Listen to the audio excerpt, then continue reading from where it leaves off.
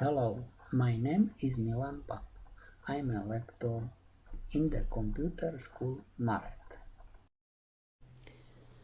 Let's start lesson 003, AutoCAD Tools, Drawing Settings, option Dynamic Input. Switch to AutoCAD.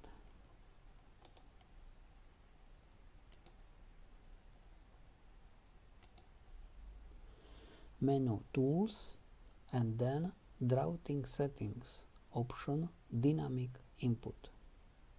From menu Tools, choose command Drawing Settings and then select card Dynamic Input. You have to tick Enable Pointer Input and then press option Settings. You must set Cartesian or polar format. Set polar format.